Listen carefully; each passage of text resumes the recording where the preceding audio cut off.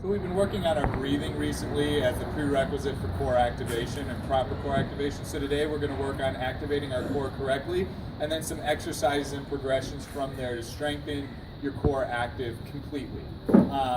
First, we're just going to go over activating the core, doing an exercise, and I'm going to explain that exercise. And then at the end of that exercise, I'm just going to go through some progressions without explaining it, just so you see where we're going in the next week.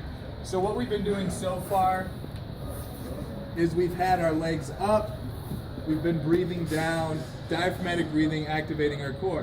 When we do that, as we breathe in and breathe down, our core activates all the way around on its own. So now what we're going to do is we're going to be expanding our whole abdomen, not squeezing it down, but almost pushing it out. So maybe the opposite of what you're normally doing, whether you're squeezing it in when you're in your bathing suit or trying to impress that stranger that's walking by. What we're going to be doing is trying to expand the stomach. So first you want to relax. And I don't want you to try to do it really hard, because if you try to do it really hard, your rectus is going to probably overactivate and you're going to start to squeeze instead of expanding out. So what I want you to do is just expand the core all the way around, so you have tension all the way around. Once you have that tension all the way around, we're going to bring our legs up. Now what we're going to do is we're going to move whatever we're using to stabilize out of the way. We're going to have our legs up, our core active. We want to keep this solid. We don't want this moving at all.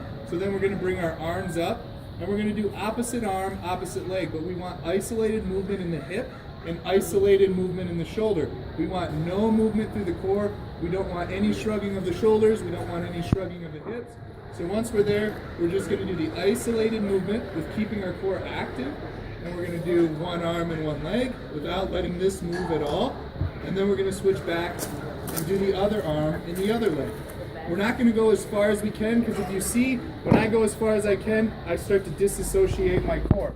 So we're going to keep that core and only move as far as we can go. So we're only moving as far as we can go, and keeping everything solid and without disconnecting and disassociating our core, our abdomen with our thoracic cavity and our pelvis. We want everything nice and tight and active in there.